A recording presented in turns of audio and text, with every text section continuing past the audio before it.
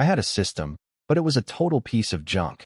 I found myself in a place called the Upper Thousand Provinces, a realm far beyond the stars. High above, 12 ancient bronze mirrors floated in the air, reflecting the strange phenomena occurring within the Qin family's ancestral lands. An old man known as the Heavenly Seer ran his withered fingers across a star map. His eyes were cloudy, mirroring the shattered constellations above. He whispered that the Qin family was actually trying to create a supreme immortal body. In the Grand Hall, 12 ancient beings remained silent. No one could stop the Qin family from breaking this taboo. Legend says that at the dawn of time, the Origin God clan existed. They were immortal from birth, could pluck stars with their hands, and shatter worlds with a single breath. After them came the Celestials, beings born as saints. But as the ages passed, those bloodlines thinned to nothing. Now, only one forbidden method remained to reclaim that power. You had to take 108 immortal bones and 1,080 supreme bones, then use a secret technique to melt them down over a century. The Qin family didn't expect to birth a true origin god, but they believed in another legend. If you nourished a fetus with those bones for 100 years, an immortal body would be born. They wanted a Kirin's son, a child of supreme destiny. The world I was in was divided into the lower, middle, and upper thousand provinces, the 3,000 Dao provinces. At the very peak of the upper provinces sat a supreme heaven called the 10 Directions Celestial Court. It was ruled by the 10 Great Earth clans, and the Qin family was one of the strongest. They had nearly 100 emperors and one supreme heavenly emperor who could suppress eternity with a single hand. I was inside the Qin family's forbidden grounds, right outside the Jitian Tower. 10 terrifying auras filled the air. These were the clan elders, peerless emperors who had lived for tens of thousands of years. They stood there with heavy expressions, their eyes fixed on the tightly shut bronze doors of the tower. Inside the tower, the ritual was reaching its peak. 1,080 supreme bones circled the room like stars, draining golden energy into the center. Inside that circle, the 108 immortal bones formed a complex array, refining that energy into chaotic source essence and pumping it into the unborn baby. "It's been 3 days," the Grand Elder, Qin Xiantian, muttered, his voice hoarse as he gripped his whisk. Beside him, the second elder stood with his hands behind his back. He looked calm, but his sleeves were trembling. If this failed, a century of effort would vanish. "It's starting," a voice boomed from the heavens. It was the Qin family ancestor, a heavenly emperor. As he spoke, the supreme bones shattered, turning into starlight that filled the sky. The 108 immortal bones erupted with blinding light, like 100 suns, and dove straight into the tower and into the child. The entire forbidden zone shook. Space itself began to crack. Qin Fuhei stood at the top of the tower, his black robes whipping in the gale. He watched the massive defensive formations he'd spent 1,000 years building ripple under the pressure. "The madam has given birth," a midwife screamed from inside. Qin Fuhei's hand tightened on the railing. He heard the cries of pain from his daughter-in-law, Yin Xiuying. Then, a pillar of light shot out from the delivery room, piercing through all 33 layers of the protective arrays. "Wah!" A clear cry rang out. A brilliant, immortal light exploded, illuminating the entire realm. When Qin Fuhei finally held the swaddled infant, he froze. The baby was surrounded by a hazy, chaotic mist. It felt ancient, something that made the very world tremble. The child's skin was like translucent jade, his bones glowing like glass. I could see 3,000 golden Dao patterns swirling in his blood. But the most terrifying part? Every breath the baby took created a vortex of spiritual energy. With one breath, he broke through the 5 levels of the Qi refining stage. By the next breath, he had reached the Dao foundation stage. Normal geniuses took years to build a foundation. This kid did it in seconds, and his foundation was rock solid. "The Dao is manifesting.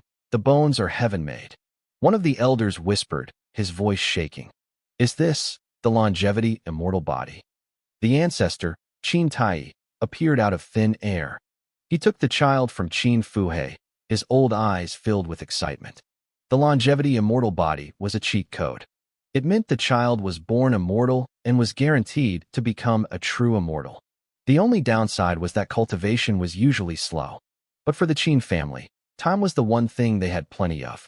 In this world, above a peak emperor was a great emperor. Above that was a heavenly emperor. And above even that was a true immortal. And this child was already destined to get there. That baby was me. I opened my eyes and saw a group of old men staring at me like I was some kind of miracle. Everything felt different. It was sudden, but the truth hit me fast. I was a transmigrator. In my past life, I was a wealthy playboy who loved living on the edge. I guess I took things a bit too far because the last thing I remembered was a thrill-seeking stunt gone wrong. Then, darkness for a long time. But I hadn't missed a word they said. I realized I'd just been reborn into a fantasy world. Not only did I have an insane constitution, but I was also the ultimate, immortal second-generation heir. I blinked, a flash of golden light crossing my pupils. If heaven gave me this perfect start, I wasn't going to waste it. My soul craved excitement, and I wasn't about to live a mediocre life. I set a goal right then and there. I was going to travel through the myriad worlds and see it all. But first, something weird happened. A voice rang out in my head, and I seriously started to wonder if I was the one who was crazy. Ding! Congratulations to the host for awakening the poor clan counterattack system. The voice continued, claiming it would help me, the youngest and least favored child of a struggling clan, reshape my life and start a journey to the top. I watched the loading bar crawl across my vision. 0.002%. It was going to take a while. I looked around the room. The hall was filled with immortal mist. The people standing around me were so powerful that their mere breathing made the space tremble. This was a poor clan. Either I was hallucinating, or this system was broken. In this world, power was everything, divided into 23 major realms. It started at the 5 extremes and went all the way up to the heaven and earth realm, which sat beyond the laws of the universe itself. For a normal person in the upper realms, reaching the 3rd stage, the spiritual altar, took 15 years. Even geniuses needed a decade. 5 years passed in the blink of an eye. The Qin family's heaven-stealing plan couldn't be hidden anymore, and honestly, they didn't care to hide it. I spent most of those 5 years sleeping. The best part? My longevity immortal body meant I cultivated automatically while I napped. It was the ultimate lazy man's cheat. Outside the clan, everyone was talking about the Qilin son of the Qin family. Even though I was the youngest of the 9 direct heirs, I was the most spoiled. One morning, my teacher, Qin Manhwa, was lecturing me.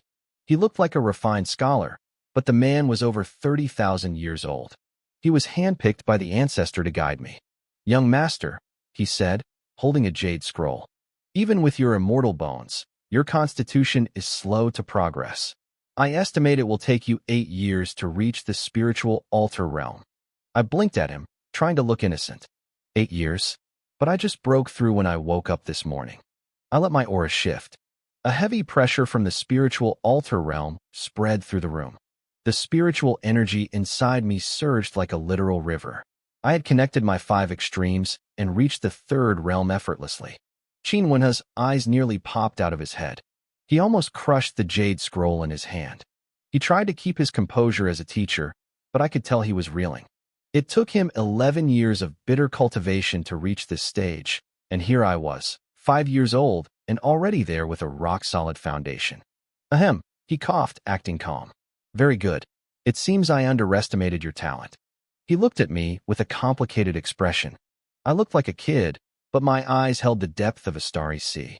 Before he could say more, a maid in green rushed in. My grandfather, who was running the family while my father was away at war, wanted to see him at the Heavenly Mystery Pavilion. Once he left, I grabbed a translucent peach from the table and took a bite. This wasn't just any fruit. It was a genuine immortal peach. It took 60,000 years to flower and fruit. One whiff could let a mortal live for millennia. To me, it was just a snack to wash down my breakfast. Suddenly, a chime echoed in my brain. System loading. 99.99%. Ding. Loading complete. The Poor Clan counterattack system is at your service. Detecting that the host is currently in a difficult situation, lacking resources, and suffering from neglect. My expression turned hilarious. First of all, this broken system took 5 years just to load. Second, difficult situation. I just ate a peach whose pit alone could start a world war between holy lands. Lacking resources? My warehouse was so stuffed with treasures from the ancestors that it was basically a national treasury. And suffering from neglect? Just yesterday, the ancestor had even visited me in person just to make sure my cultivation hadn't hit any snags. I sat there, silent, but the system's voice kept ringing in my ears like a persistent fly. You were born into a humble clan of cultivators, the voice droned on. Your mother was a lowly courtesan, and you were born with a trash physique, unable to cultivate. You've suffered the cold shoulders of your family. Your resources have been stolen. You can't even get basic supplies. I blinked. Was it talking to me? At first, you were happy to move out of the muddy alleys and into a great family. The system continued, its tone full of dramatic pity. But you soon realized this was a deeper abyss. As the youngest son of the 9th branch, you've never even seen your father's face. Your siblings bully you. Even the servants dare to snatch your resources to your face. Are you truly willing to accept this? Look around you. Don't you want to make those who look down on you kneel and tremble at your feet? The voice became seductive, dripping with temptation. Complete the counterattack tasks, and I will ensure you rise from poverty to become a supreme powerhouse. Cultivation techniques, divine weapons, beautiful women, everything will be within your grasp. I almost choked on my peach. I wanted to laugh, but I also felt a strange chill. System, I thought, you've got the wrong guy. That's literally not me. System self-check in progress. Detection confirmed. It replied instantly. Host, Qin Wanchuan, the youngest son of a humble cultivation clan, suffering from bullying due to a natural trash physique. I looked around my palatial room. The Qin family owned vast lands and had great emperors guarding our lineage. If this was a humble clan, then the rest of the world was living in caves. My status was already at the absolute ceiling of the cultivation world. What was I supposed to counterattack toward? Total world domination? And trash physique? My longevity immortal body was a legendary constitution that would make a great emperor green with envy. System self-check complete. No errors, the voice insisted. Host, please do not be overly ambitious. Only by discarding your illusions can you take the first step toward your counterattack. Beginner task issued. As a humble son, even the maids dare to humiliate you. Within 5 days, teach a maid a lesson and make her kneel and beg for mercy. I looked out the door. I had over 200 maids in this pavilion alone. Which one was it talking about? This trash system had definitely bound itself to the wrong person. Setting aside the ridiculous backstory, I was the 9th young master of the Qin main bloodline. Those 200 maids spent every waking hour competing for a chance to be my personal attendant. If I so much as frowned, they'd be terrified. Who would dare humiliate me? Task confirmed. The system barked. By the way, the probability of this system making an error is as low as the probability of the world ending. It was stubborn, I'll give it that. Since the host is skeptical, a beginner gift pack is being issued, it said. Yellow-grade low-rank technique, Qi drinking art, 10 low-grade spirit stones, 1 bottle of Qi gathering pills. Please collect. I stared at the pile of junk that appeared before me. I was speechless. A yellow-grade technique? I didn't even know those still existed. Everything I practiced was earth-grade or higher. And low-grade spirit stones? I used earth-grade spirit liquid just to take a bath. That was the real currency of the 10 directions immortal realm. As for the Qi gathering pills, my teacher, Qin Manhwa, mentioned them once. They were used by bottom-tier cultivators in the lower realms for body tempering. In the upper realms, we wouldn't even feed that stuff to the dogs. Please complete the task quickly, the system urged. Reward, +5 origin, +1 simulation. Current origin, 250, 2.5x multiplier. My expression shifted instantly. Origin was the very foundation of a person. It determined potential and cultivation speed. My longevity immortal body was amazing because I could break through without bottlenecks, but it had one massive flaw. It was slow, much slower than most saint-level physiques. If I could increase my origin, my cultivation speed would skyrocket, perfectly fixing my only weakness. Usually, only a great emperor could help someone increase their origin. But this broken system was offering it for free? Okay, fine. I'd play along. I looked toward the distance and beckoned to a passing maid. I didn't even have to say a word. She hurried over, dropped to her knees immediately, and waited silently for my orders. Ding. Congratulations, host. Task completed. Reward issued. +5 origin. Current origin multiplier, 2.55x. A strange, surging power flooded my body. I stretched, feeling every inch of my skin tingle with ease. It felt like a missing puzzle piece had finally clicked into place. I felt more complete. I checked the interface. My remaining lifespan was listed as 999 years. My origin was now 255, giving me a 2.55x cultivation speed. It wasn't world-shaking yet, but it was just the beginning. If I could keep increasing this, I could hit 5 times, 10 times, maybe even 100 times the speed of a normal genius. System, what is this simulation thing? I asked.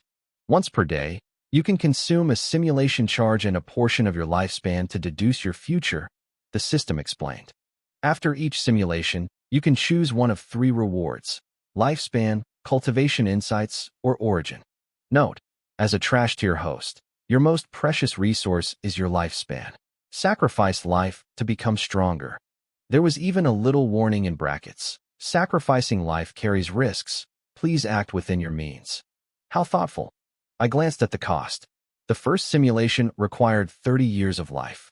I looked at my remaining lifespan of 999 years and laughed. This thing really thought I was immortal. My longevity immortal body didn't just have 999 years. A single drop of my blood could give a lower realm cultivator 1,000 years of life. The system's display simply couldn't handle more than 3 digits. I didn't need the lifespan, and unless the insights were Earth grade, I didn't need those either. But the origin? That was gold. Let's do it, I muttered. Start the simulation. Simulation beginning. The screen flickered. Year 0. You are born in Qixia Town, a tiny, unremarkable village on the fringes of the Qin family's influence. On the night of your birth, the stars shift slightly. 5 children are born in the town at the same time: the blacksmith's twins, the grain merchant's son, a beggar woman's daughter, and a madwoman's daughter. Year 1, you are born blind. The midwife gives you a name on behalf of your crazed mother, Yi Jianwei. I froze. Wait. System, who the hell is this? It is the host, the system replied flatly. I pointed at the screen, my finger trembling. Read those 3 characters out loud. Yi, Jian, Wei. My name is Qin Wanchuan. That's not me.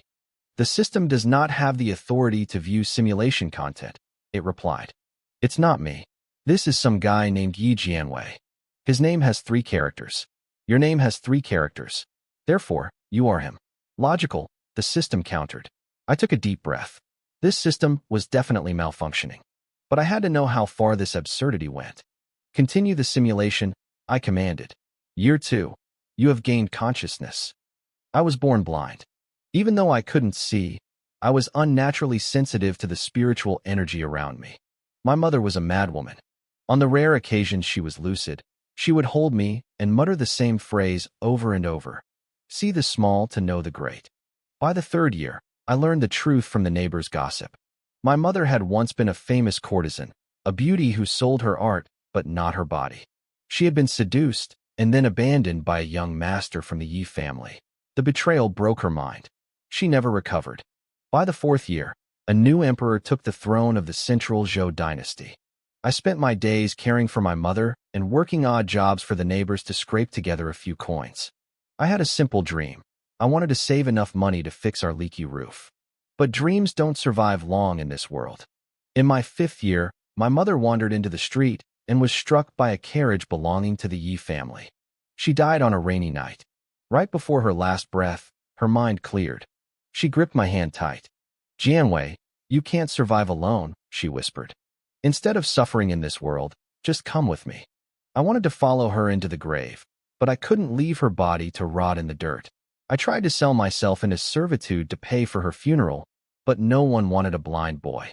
Just as I reached the brink of despair, a mysterious stranger passed by. He handed me a tattered jade slip. Some things can't be begged for, blind boy, he said coldly. Learn the zither. He left me with a broken zither and a fragmented manual. the Nine Heavens Zither Emperor Scripture. By the 6th year, I began my cultivation. Following the manual, I successfully broke into the first realm, the Five Extremes realm. A year later, disaster struck Qixia town. Demonic beasts attacked. The blacksmith's twins were swallowed by fire. The grain merchant's son was rescued by cultivators from the Qin family. The beggar's daughter vanished. I only survived because my heightened hearing allowed me to hide before the monsters arrived. By the 8th year, I reached the second realm. My hearing became so sharp I could hear a mouse scurrying in its burrow miles away. By the 9th year, the town was being rebuilt. A local tavern needed entertainment. They saw I could play the zither and hired me as a worker. Finally, I had a place to practice. In my 10th year, I was practicing in the backyard when I overheard some gossip. Did you hear? 2 men from the Qin family, Qin Xian and Chao Xiangwen, actually had the guts to collude with outsiders. They stole a secret treasure and turned traitor. I scoffed internally. These great families were all the same. I went back to plucking my strings. Suddenly, I paused the simulation. Traitor? Turning against the Qin family. I stared at the text, my mind racing. The new emperor took the throne in year 4, which was 2 years ago for me. That meant this Yi Jianwei was the same age as me, 5 years old. The betrayal happened when he was 10. Even though the simulation was ahead of my current timeline, it was giving me a glimpse into the future. I knew exactly who the traitors were now. I wouldn't let them go, but there was no rush. Continue, I commanded. Year 15, I broke into the third realm, the spiritual platform realm. My music could now influence the human soul. One night, a drunken cultivator tried to force himself on me. When I refused, he attacked. I flicked a single string. The sound shattered his soul instantly. By year 16, my skills grew. I saved some money. My thin, sickly frame filled out, revealing a face of stunning beauty. The harassment from men only increased, and so did my disgust for them. It was time to leave this town. By year 18, I appeared to be nothing more than a blind street performer, but I had secretly reached the 4th realm. My music was now a physical weapon. A year later, I slipped into the Yi estate and killed the young master who had destroyed my mother. I found out the local Yi family was just a tiny branch of a much larger clan. They put a bounty on my head, and the hunt began. Year 30, I reached the 5th realm, the spiritual sea realm. My zither notes could manifest as sword chi. I spent my days dodging assassins and traveling the world, searching for the rest of the 9 heavens scripture. That same year, I heard that the emperor's tomb was opening. I decided to go. Year 55, I reached the 6th realm. At the tomb's opening, I saw the 10 great emperor families for the first time. The most dazzling figure there, surrounded like a star among moons, was a man from the Qin family. His name was Qin Wanchuan. Wait, I'm in there. I rubbed my chin, intrigued. I wondered what my cultivation level was back then. Year 56, Qin Wanchuan swept through the tomb, seizing every opportunity and treasure. But I didn't leave empty-handed. I found the complete 9 heavens zither emperor scripture. By year 80, I killed the head of the Yi family branch. I thought it was over, but even stronger masters began to hunt me. I didn't care. I kept pushing. By year 150, I broke into the 8th realm and slaughtered every single pursuer. Year 248, I reached the 9th realm. My zither techniques were perfected. To soothe my loneliness, I founded the Heavenly Sound Pavilion and took on disciples. By year 411, my sect was a major power. I stayed behind the scenes. The world only knew of a mysterious, blind master. The years blurred into centuries. Year 1700, I reached the 12th realm. Year 8650, I reached the 22nd realm. I was now a great emperor. The world called me the Zither Emperor. Not bad, I muttered. Becoming a great emperor is impressive. But the simulation wasn't over. Year 51,600. The world had forgotten my name, but when I reappeared, I had reached the 23rd realm, the Heaven-Earth realm. I was the first person in history to achieve this without the backing of a great family. The simulation ended. Yi Jianwei had become the Zither Heaven-Earth, a being who transcended the world itself. I sat in silence. A Heaven-Earth? That wasn't just luck. According to the ancestors, reaching that level required the perfect alignment of timing, location, and talent. If I could bring this Yi Jianwei under my wing now, I would be invincible. There are many great emperors in the world, but even the 10 great families only have 3 heaven earths between them. One for the Qin, one for the Ji, and one for the Li. If the Qin family had a second one, the entire cultivation world would belong to us. And this girl did it in 50,000 years without any resources? If I gave her everything she needed, how fast would she grow? The thought sent a shiver down my spine. I looked at the rewards. 1. 8,000 years of life. 2. The Earth Grade 9 Heavens Zither Emperor Scripture and its insights. 3. 810 points of origin. The lifespan was useless. The scripture was tempting, but the Qin family had plenty of techniques, and I could just get it from Yi Jianwei later. I choose 3, I said. The familiar surge hit me, but it wasn't just a boost in power. My immortal bones vibrated. My flesh sang. Chaos light erupted from my marrow, flowing through my veins like a celestial river. This wasn't a minor tweak, it was a total evolution. A tiny crack sounded. A sliver of my leaked longevity energy hit a nearby ceramic pot, causing a withered seed to instantly sprout and bloom.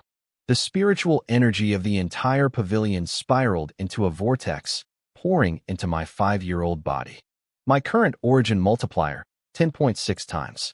This tenfold multiplier changed everything. Whether it was my cultivation speed or my ability to grasp complex techniques, I was now 10 times faster than anyone else. It perfectly fixed the one weakness of my longevity immortal body.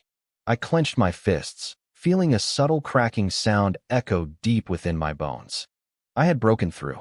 I was now in the spirit Tao realm, the 4th stage of cultivation.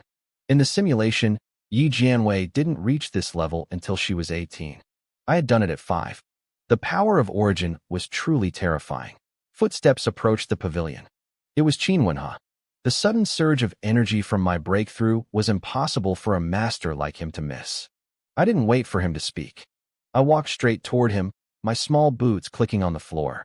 "Teacher," I said firmly, "I need to find a city, meet a person, and kill 2 old dogs." The dogs in question were named Qin Xian and Chao Xiangwen. They were members of the Qin family, but calling them dogs was an insult to dogs. They were traitors. Of course, dealing with them wasn't my main priority. I could leave that to Qin Manhwa. He was my teacher and my protector. My real focus remained on Yi Jianwei. Qin Manhwa stopped in his tracks.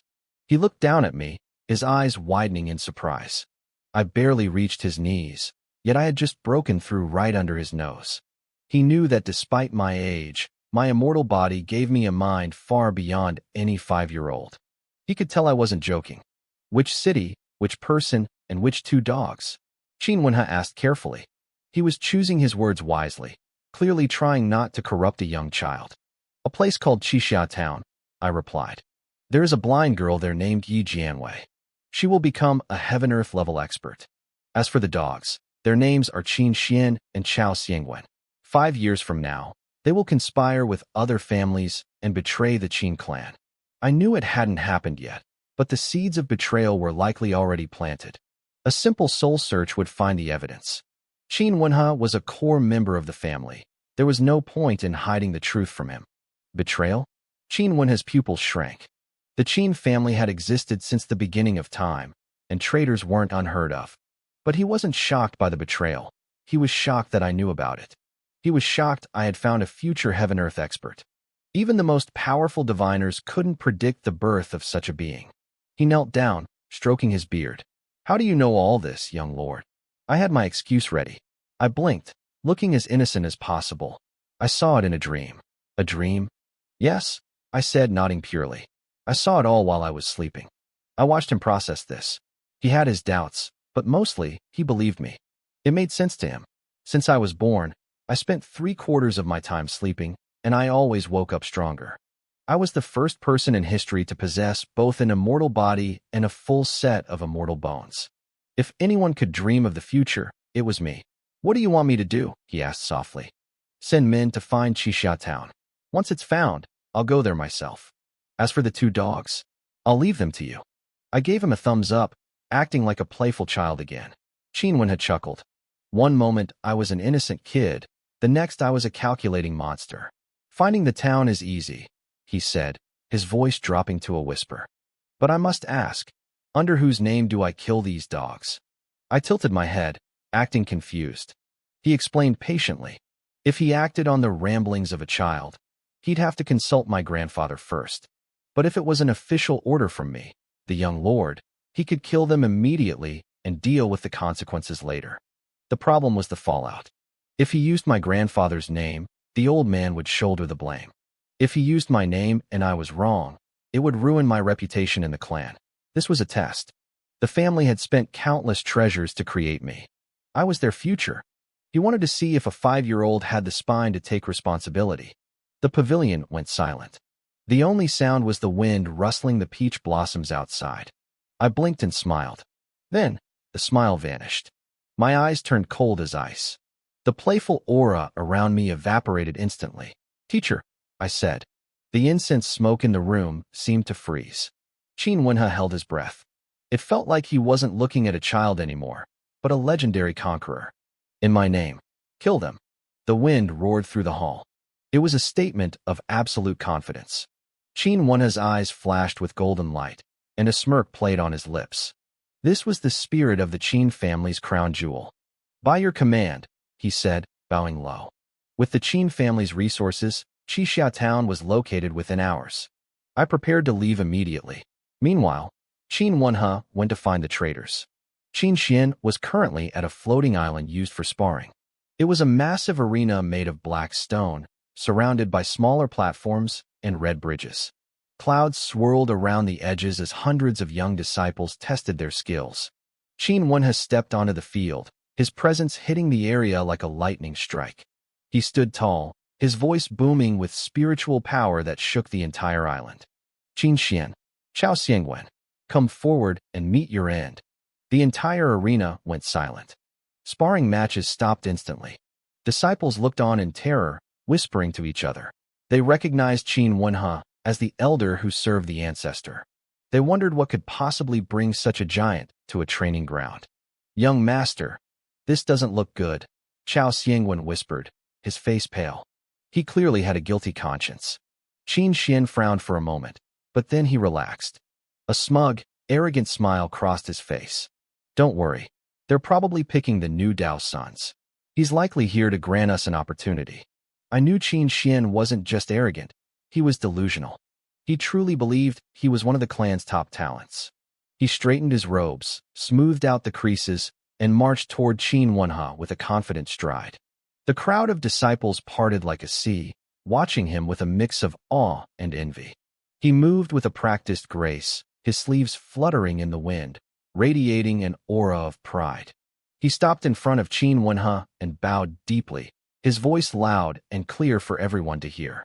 Disciple Qin Xian greets the elder. May I ask what instructions you have for the two of us? Chao Xiangwen followed close behind. He bowed as well, but his head stayed low.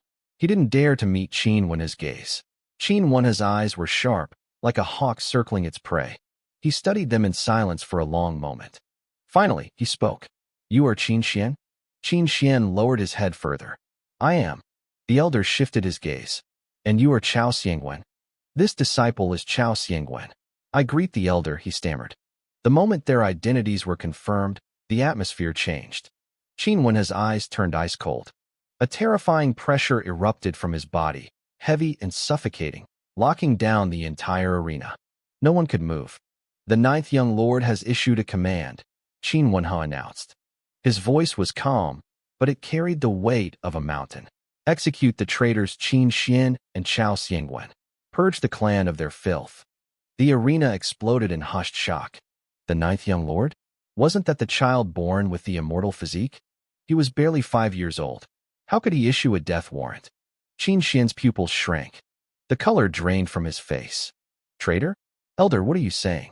I am loyal to the Qin family. I have never had a second thought. Chao Xiangwen started shaking violently. Cold sweat poured down his face as he instinctively tried to back away. Manhwa didn't waste another breath. With a single thought, a flash of spiritual energy sliced through the air. It happened so fast that neither of them could react. Two heads flew into the air. Qin Xian's eyes were still wide, frozen in a look of utter disbelief. He was a genius, a rising star who thought he had no equals among his peers. But in front of an old monster like Qin Wenhe, he wasn't even as significant as a blade of grass. He didn't even get the chance to fight back. Chao Xiangwen didn't even have time to scream. As their necks were severed, blood sprayed upward, but an invisible force caught it midair, keeping the arena clean. The weirdest part? They weren't dead yet. Qin Wenhe looked at them with total indifference. He flicked his finger, sending 2 wisps of law energy into their severed heads and bodies. He was forcibly locking their life force, keeping them in a state between life and death. Soul search, he muttered. A deacon elder stepped forward immediately. He pulled a shimmering shadow stone from his sleeve, ready to extract their memories. There's a seal, the deacon exclaimed, his expression turning grim. He found a specialized soul protection seal buried deep within their minds. There really is a problem here. In any other family, this seal would have stopped them. If you forced it open, the soul would simply self-destruct. But this was the Qin family. The deacon sneered and flipped his palm, revealing a glowing green leaf. It was a leaf from our family's divine tree of immortality. Its power crushed the seal instantly. Then, he ripped the memories straight out of their heads. Even though they were decapitated, Qin Xian and Chao Xiangwen were still conscious. The pain of having their souls peeled apart inch by inch was enough to drive anyone insane. Their lives began to play out like a scroll, recorded perfectly by the Shadow Stone. The early memories were normal. Qin Xian was a gifted child, and Chao Xiangwen was a hard-working branch disciple. But then, the timeline shifted to a few years ago. A man in black appeared in the shadows of the Chao family ancestral hall. He had used the Chao family's connections to get to Qin Xian. With your current talent, you'll always be a sidekick in the Qin family, the man's oily voice echoed from the stone. We can help you, but it comes with a price. At first, Qin Xian refused. But the temptation was too much. He took their treasures to boost his cultivation, and he sold his soul to do it. The watching disciples gasped. He really was a traitor. I knew his sudden growth was weird. He was just average before, then suddenly he was better than me? But the shock didn't stop there. Chao Xiangwen's memories revealed something even worse. The entire Chao family was a nail planted by an outside force generations ago. They had been pretending to be loyal subordinates for years, secretly gathering intelligence and waiting for the right moment to strike. The deacon elder's face was dark with rage. These bastards, the Chao family was one of our most trusted allies. To think they were moles all along. He turned to Qin Wenhe with genuine respect. Sir, if we hadn't exposed this today, I can't imagine the damage they would have caused. It wasn't me, Qin Wenhe replied. He looked out over the silent crowd. Everything today was arranged by the 9th young lord. He found the traitors. He gave the order. With the evidence recorded, there was no more need for talk. Qin Wenhe waved his sleeve. The bodies and souls of the 2 traitors disintegrated into ash, scattered by the wind. Let this be a warning to you all, Qin Wenhe said coldly. He paused, then added a final chilling thought. The 9th young lord is watching you. A collective shiver ran through the crowd. They didn't even know me, but now they feared me. A 5-year-old child who could see the future and kill without a second thought. That was a terrifying thought. When Qin Wenhe brought the shadow stone back to my grandfather, Qin Fuhai, even the old man was stunned. He really said he saw this in a dream? Grandfather's teacup cracked in his hand. Amber tea leaked through the fractures, dripping onto the jade table. His voice was actually trembling. My 5-year-old grandson can see the past and future? He even found a future heavenly emperor with a blind girl? The hall fell into a heavy silence. Grandfather stood up, his robes swirling with power. He was clearly shaken. But before he could speak, the world around us simply stopped. Time froze. Even the steam rising from the spilled tea stayed perfectly still in the air. Let me see that stone, a voice echoed. It sounded like it was coming from the dawn of time itself.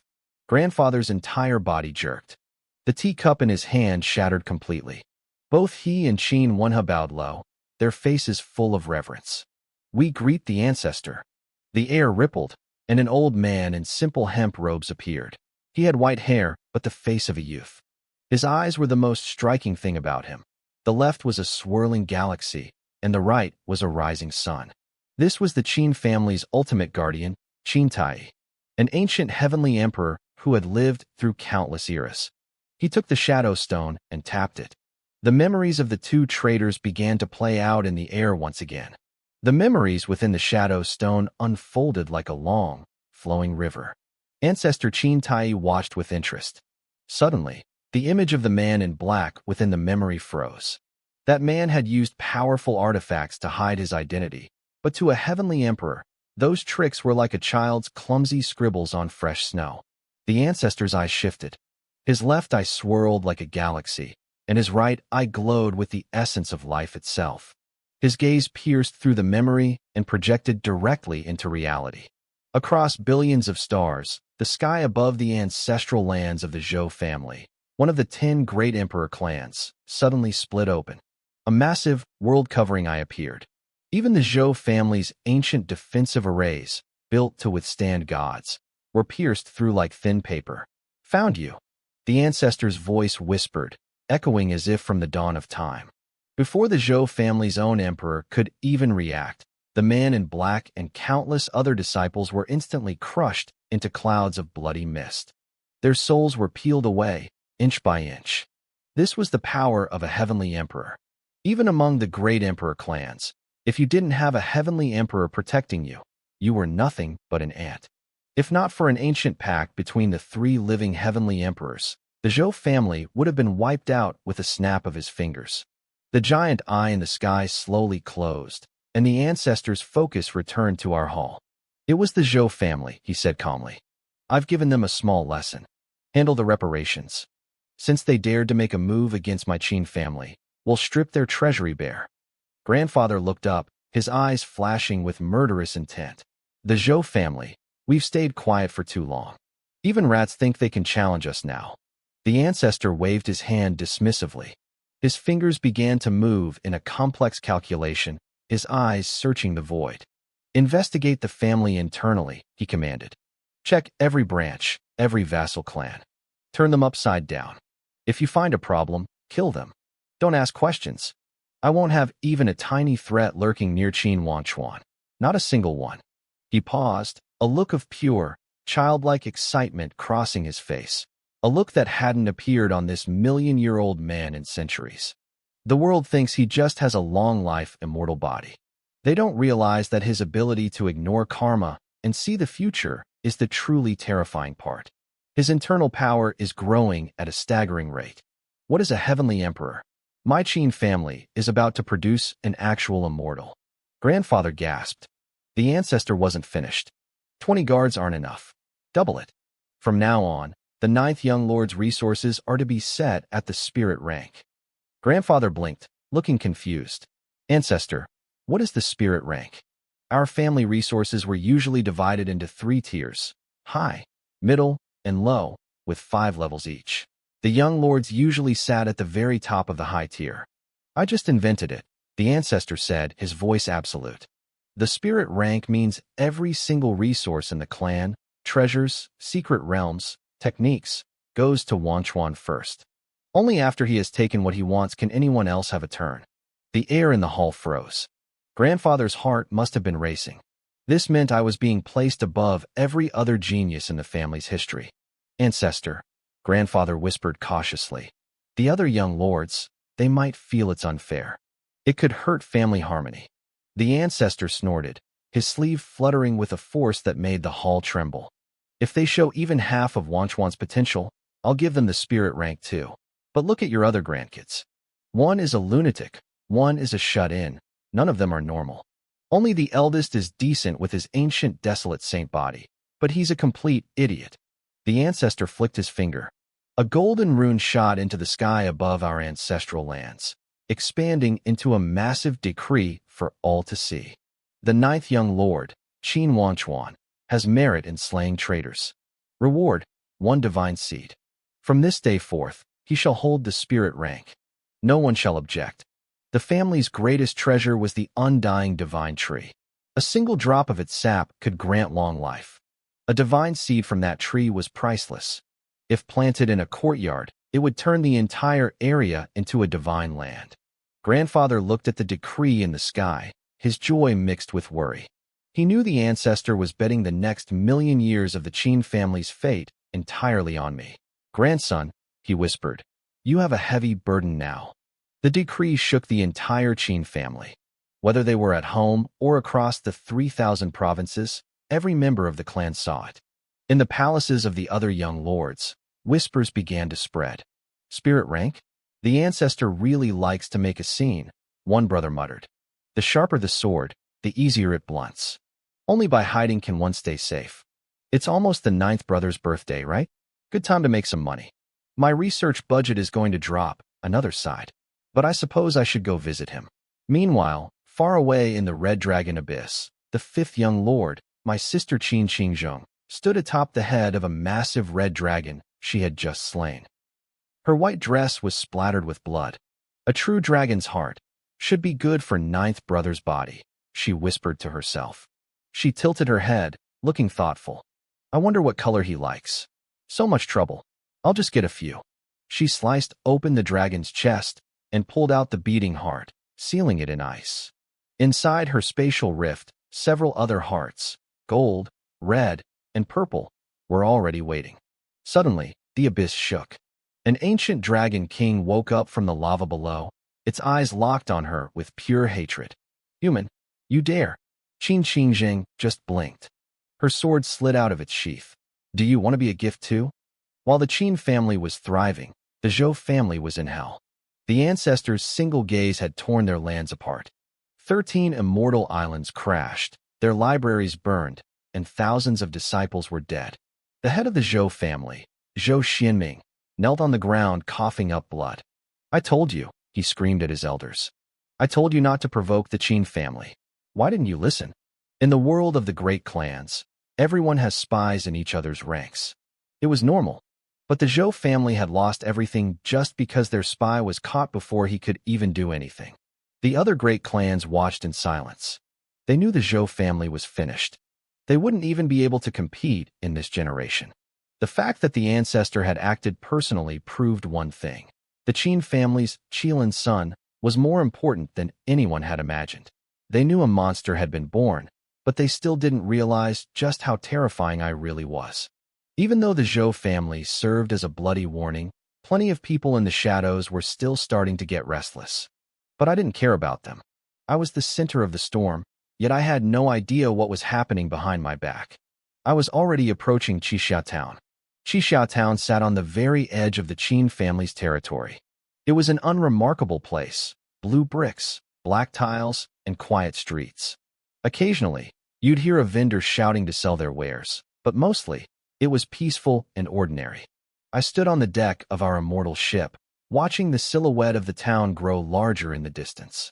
Honestly, I didn't need to come here personally.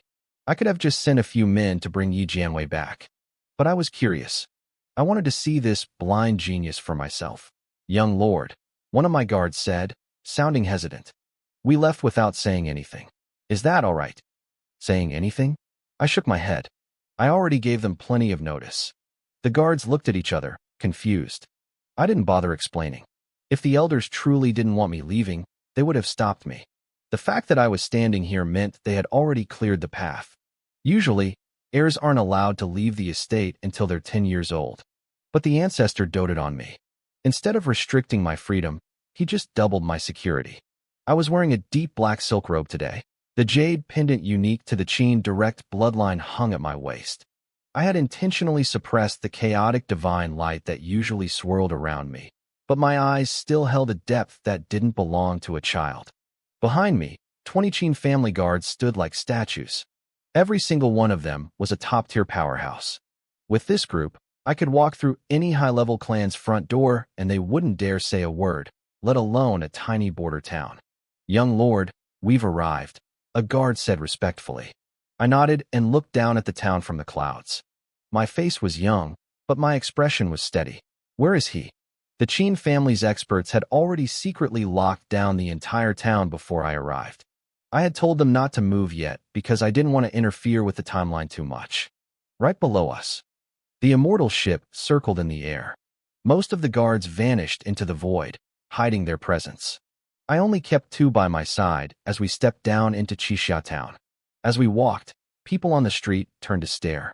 A 5-year-old child walking through a dusty town is one thing, but a child in expensive robes with a regal aura is another. My two guards followed behind me, their faces cold and serious, looking like they could kill a man just by glancing at him. Whose kid is that? He's so handsome. Must be from a big family. Don't stare. You'll get us in trouble. Even in the upper realms, not everyone is a god. There are plenty of low-level cultivators and commoners here, locals who have talent, but no resources because the 10 great clans control everything. At a damp intersection ahead, a few muddy coins lay scattered on the stone floor. A young boy, Yi Jianwei, was kneeling on a tattered straw mat. His fingers were trembling as he felt around for a spirit stone someone had just dropped for him. He couldn't see, but he could hear. The whispers of the crowd crawled over him like insects. They were filled with mockery, pity, and spite. Look at the blind kid trying to sell himself to bury his mother. Who'd want him? I heard his mom was a famous beauty at the Drunken Fairy Pavilion before she went crazy. Better she's dead so she doesn't drag him down anymore. He's got a decent face. If the young master of the Yi family hadn't put out the word, I might have bought him just to have a pretty servant. Exactly. Master Yi said whoever helps this freak bury that woman is an enemy of the Yi family. The insult stung, but Yi Jianwei just bit his pale lip. He reached out and tucked the edges of the straw mat around his mother's body. His fingernails were stained with dried red rouge. It was the last bit of makeup he had applied to her face before she passed. From the moment she stopped breathing, he knew he was alone in this world. He still remembered her final moments, her cold hands gripping his shoulders, her voice a desperate, wheezing sob. Jianwei, you won't survive alone. Don't suffer. Just come with me. He had wanted to go with her, but he couldn't bear the thought of her body rotting in the street. Mother, just wait a little longer, he whispered. I'm coming soon. Suddenly, the sound of hooves shattered the silence. Move. Out of the way. Damn it. That little brat actually dared to try and bury the crazy woman? The heavy hooves of scarlet flame beasts crushed the stone pavement, sending sparks flying. Vendors scrambled to pack their stalls. Pedestrians fled like a receding tide. A few children were knocked down in the chaos, but no one dared to complain. The third young master of the local Yi family was coming. Yi Jianwei flinched. He recognized those hoofbeats. His small, thin body instinctively lunged toward the straw mat, his hands frantically trying to roll his mother up so he could carry her away. But he was too small. He couldn't even move the fabric of her dress. In seconds, the heat from the beasts was right in front of him. A dozen Yi family cultivators dismounted aggressively. Leading them was a man in fine clothes named Yi Li. He was the third master, a man known for doing his older brother's dirty work. Yi Li's eyes locked onto the boy like a snake. He let out a harsh laugh. I told you no burial. It seems you don't take the Yi family seriously. He looked down at the wooden sign next to the boy that read, selling myself to bury my mother. Yi Li sneered and crushed the sign under his boot. He used his riding whip to tilt Yi Jianwei's chin up. Selling yourself? Look at this scrawny body. Nobody would take you even if you paid them. Before he could finish his sentence, a calm, childish voice cut through the noise. I'll buy him. Yi Jianwei's blind eyes flickered. It was strange. The moment those words were spoken, the entire noisy street went eerily silent. Even the wind seemed to stop. It felt like a single ray of light had finally broken through the dark. Which blind idiot said that? Yi Li barked, not even turning around. Don't you see the Yi family is busy? Get lost if you want to live. Yi Li swung his hand back in a powerful strike, his cultivation flaring. It was a heart-crushing palm, a move meant to kill. Snap! The sneer froze on Yi Li's face. He heard his own bones exploding, starting from his fingertips and moving up his arm like a string of firecrackers. His flesh and bone were turned to powder in an instant. Before he could even scream, a hand covered in black iron scales gripped his throat. The guard lifted the 200-pound man into the air like he was a sack of grain. Yi Li kicked his legs wildly, his left hand clawing at the armored arm, but he couldn't even leave a scratch on the scales. The other Yi family cultivators reached for their weapons, but suddenly, the entire world felt heavy. A crushing pressure descended from the sky. An invisible pressure crashed down like the heavens themselves were collapsing. The bluestone slabs of the long street shattered instantly, sending shards of rock flying into the air. The members of the Yi family, along with every wandering cultivator nearby, felt like they'd been struck by lightning. Their bodies slammed into the ground, completely out of their control. I watched as knees exploded into a red mist and faces were dragged across the rough stone, leaving bloody streaks behind. The entire market went deathly silent, save for the sickening crunch of breaking joints echoing through the air. "Lord, have mercy!" Yili gasped. His face was turning a deep, bruised purple from the guard's grip, but he still struggled to squeeze out a plea. "I had eyes but couldn't see. I didn't know you were a titan, please."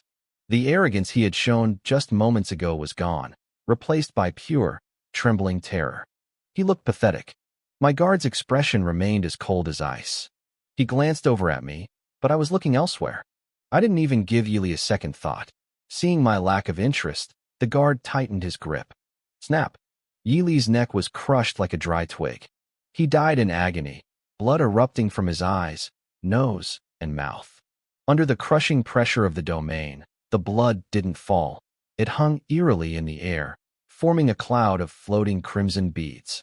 In the final second before his consciousness faded, Yili was probably wondering if this was an assassination or a targeted strike against his clan. He was wrong. As his vision blurred, he saw me, a 5-year-old child, standing calmly in front of the little blind girl.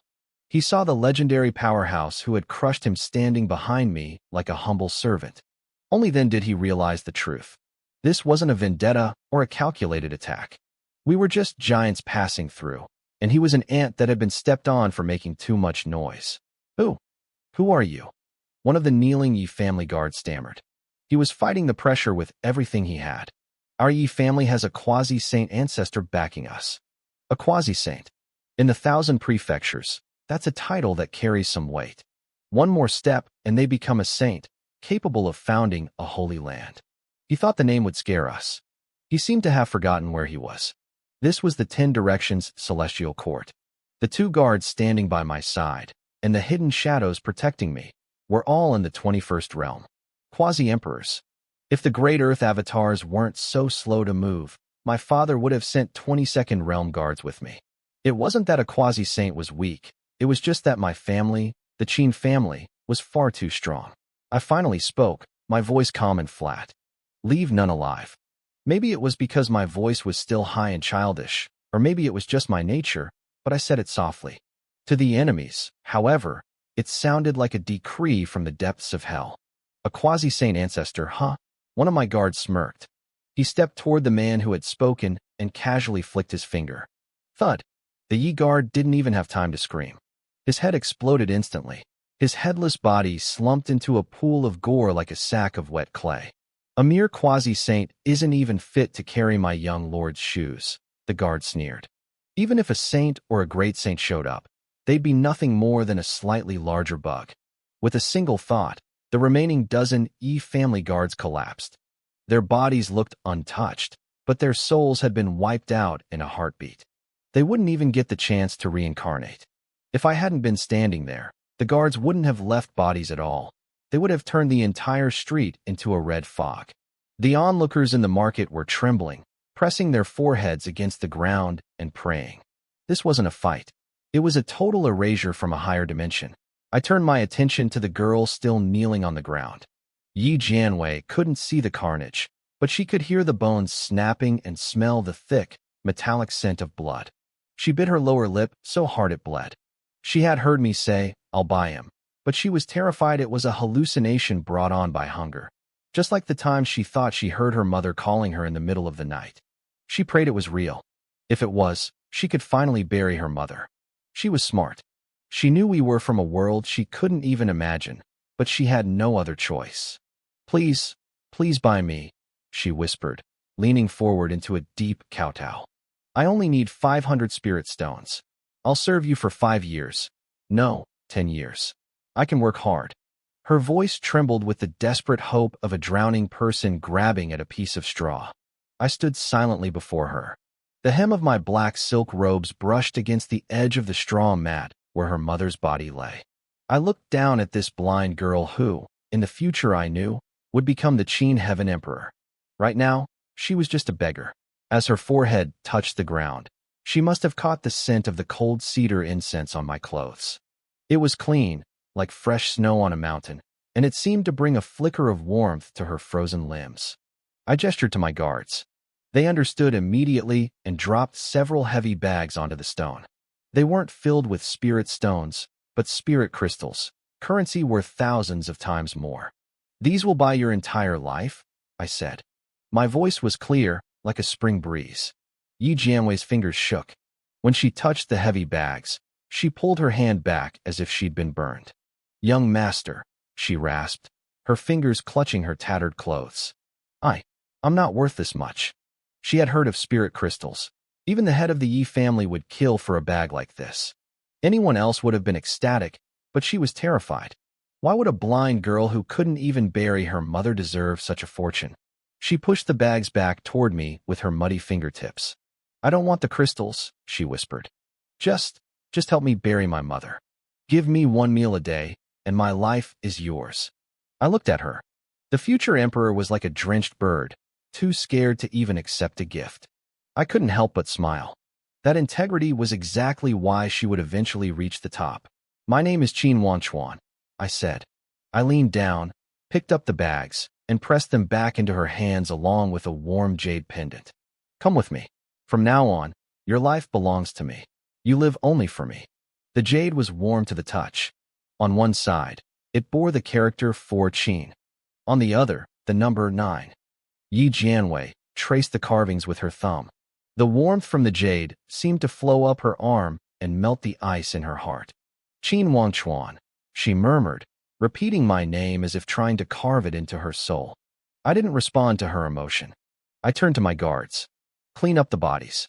Prepare a proper coffin for her mother. And when we return, both of you can go to my treasury and pick 1 item each. The guards' eyes lit up with pure joy. Thank you, young lord. Even the guards hidden in the shadows felt a surge of envy. Spirit crystals were just resources, but the items in my personal treasury were unique treasures that could start wars in the outside world. As the light from the spirit crystal bags leaked through the drawstrings, every cultivator in the street held their breath. Their eyes were filled with a mix of absolute shock and uncontrollable greed. The crowd watched from the sidelines, frozen by the horrific scene that had just unfolded. If not for the blood cooling on the pavement, they probably would have swarmed us like locusts. Greed was written all over their faces, but fear kept them back. Yi Jianwei remained on her knees, her body trembling. I could see the moisture in her sightless eyes. To her, the fact that her mother wouldn't be left to rot in the wilderness was a miracle. It was more than she had ever dared to hope for. I stood still for a moment, scanning the surrounding area. According to the simulations I'd run in my mind, the mysterious figure who gave the future empress her legendary technique should be arriving any second. I reached down and helped Yi Jianwei to her feet. Wait here a little longer, I told her quietly. I'm waiting for 1 person to arrive. Then, I'm going to wipe out a clan. She hesitated, her fingers tightening on the hem of her tattered clothes. Her voice shook. Young master, we should leave. You killed the Yi family's men. They'll be here soon. She traced the character on the jade pendant I gave her, her voice dropping to a whisper. My mother offended them once, and they ran her down. They said no one was allowed to bury her. She couldn't see the carnage around us. She had no idea she was standing in the middle of a slaughterhouse. If she did, she wouldn't be worried about a local family of bullies. I nodded, feeling a strange sense of irony. A small family, acting so bold, I mused. No, she whispered, her shoulders shrinking as if remembering something terrifying. The Yi family is very powerful. Many people have died because of them. We should go. My 2 guards almost burst out laughing. To them, a family in a backwater border town was nothing. They could crush 1,000 such families with a wave of a hand, especially since this town sat on Qin family territory. Don't worry, I said, cutting her off. Everything will be fine. I looked toward the end of the long street. Through the rain and mist, a man appeared. He walked with steady, rhythmic steps. He looked to be about 30, with sharp brows and eyes that shone like stars. He carried a fortune teller's banner on his back and a bamboo tube at his waist filled with clinking copper coins. He stopped in front of Yi Jianwei and lifted his bamboo hat. He started to speak, but then his pupils contracted. His divination had told him there would be one person here. Instead, he found a 5-year-old boy. I met his gaze. I didn't look like a child. I looked at him with a depth that didn't match my age. He instinctively began to calculate my fate with his fingers, but his expression quickly shifted to shock. Chaos. My fate was a void. It was as if I weren't a living person at all, but a sharp blade cutting through the river of time. Strange, he muttered, his bronzed face tight with disbelief. I have traveled 3,000 provinces for thousands of years, and I have never seen a fate I couldn't read. He shook it off and looked at us both. Little ones, I have a cultivation technique here. We are fated to meet. Who wants it? He glanced between us. He didn't care who took it. He just had to deliver it. He seemed certain I would claim it. I was clearly the leader, and the girl was blind. Why would she need a manual? Give it to her, I said calmly. The fortune teller raised an eyebrow, holding up a jade slip. Do you know what this is? I don't, I replied. Then why give it away? If I told you this treasure could change your entire destiny, would you still refuse? Give it to her, I repeated. She's more suited for it. Those 4 words hit Yi Jianwei like a physical blow. She had grown up in the dirt. She knew how dark the world was. People killed their own siblings for a handful of spirit crystals or a scrap of food. Yet here I was, giving away a destiny-changing treasure without a second thought. She gripped the jade slip he handed her, her knuckles turning white. She didn't understand. Was it because I thought she was pathetic? Or was it because I simply didn't care about such treasures? Whatever the reason, it overwhelmed her. Her eyes grew hot, and she looked down, terrified I would see her cry. In reality, my logic was simple. She belonged to me now. Whatever she had was mine anyway. The fortune teller chuckled and stepped forward, curious about me. My guards immediately blocked his path. He didn't fight them. He just flicked his fingers, reading their origins in an instant. Ah, the Qin family, he whispered with a knowing smile. I owe your ancestor a favor. Tell you what, I have a 6-character sword script. I'll give it to you. Learn the sword, boy. He looked through me, as if seeing into the distant future. He began to chant, his voice echoing through the crossroads with a wild, free energy. A single blade spans the sky, the stars grow cold. A lonely peak reflects the sorrows of 10,000 ages. Let the geniuses flaunt their grace. I remain unmoved above the clouds. He handed me a yellowed book. It wasn't fancy. There was no gold or jade. Just a single word written in messy ink on the cover, sword. The stroke of the brush was so sharp it felt like it pierced the paper. I looked at it, and a wave of killing intent hit me, so hard my eyes stung. I have a body of immortal bones. I can read high-level manuals without breaking a sweat. But this one word on a tattered cover made my vision blur with pain. This was beyond any normal technique. This was the work of a heaven-level emperor. I snapped my head up to look at him, but the fortune teller was gone. He had vanished into thin air. Young master. My guards scrambled, looking around in a panic. They had thought he was just a regular traveler. Now they realized how wrong they were. Relax, I sighed. That was a heaven-level emperor. If he wanted us dead, we'd already be dust. The guards turned pale. Even I was surprised. The rumors said the Sword Emperor of the Li family traveled the world to settle karmic debts. It made sense why he'd invest in Yi Jianwei. He knew she was destined for greatness. I thought about my own family. Of the 3 heaven-level emperors in existence, only the Qin ancestor stayed home. The others wandered the world seeking breakthroughs. It was a good thing they were busy.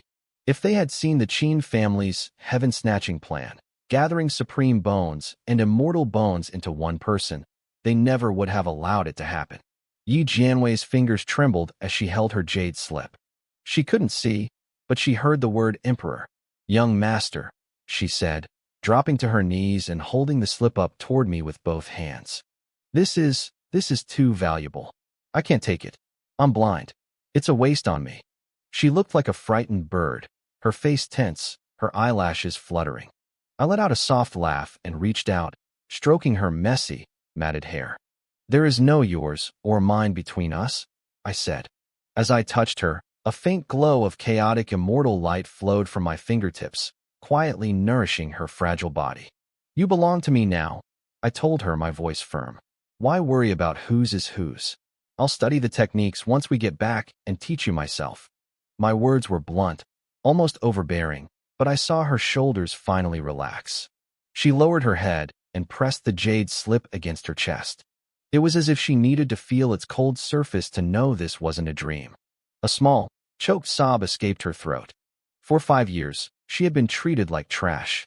Now, for the first time, someone claimed her as their own, valuing her like a treasure. To her, being owned felt safer than being pitted.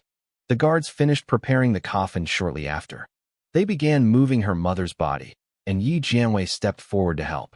She took her mother's cold hand, whispering that she would walk with her one last time. She leaned in close to the body's ear, murmuring words she thought I couldn't hear. My senses were sharp, and every word reached me clearly. "Mother," she whispered, "I can't stay with you anymore. I have to live." I nodded slightly to myself. That was the right choice. Live, Yi Jianwei. Grow strong as the future pillar of the Qin family. Become the blade that helps me carve out my path. With her by my side and my own power growing, the Qin family would become the greatest clan in existence. We didn't stay in the town much longer.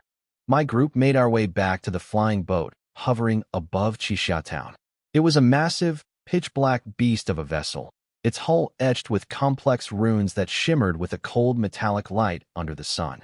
As we stepped onto the deck, I felt the slight vibration under my boots and the sudden surge of thick spiritual energy. Yi Jianwei felt it too. She couldn't see the ship, but she could feel the sheer power of the people around her. The pressure of their breathing alone seemed to make her skin sting. She stayed close to me, trembling but silent. I wasn't finished with this place yet. The Yi family still existed, and I wasn't about to let them slide. I didn't even need to look for them. I sat on the deck of the ship, my fingers rhythmically tapping the armrest of my chair. "Where is the Yi family?" I asked without turning around. A guard bowed deeply, his voice heavy with respect. "Young lord, they are located in the cluster of manors directly below us. We have counted 527 cultivators. The strongest aura is in the center of the estate. We have already locked onto them." I swept my divine sense across the area. It wasn't just the Yi family. The entire town was laid bare before my eyes. Every room, every person, every secret. "I see," I said softly. I looked down over the side of the ship. The outline of Qixia town shifted beneath the clouds. The Yi family's manor stood out, a sprawling complex of high walls and ornate pavilions. The glazed tiles on the central hall's roof flashed with a gaudy, vulgar gold in the sunlight. Right now, several powerful auras were gathering in the center of that courtyard. It seemed they had finally noticed something was wrong.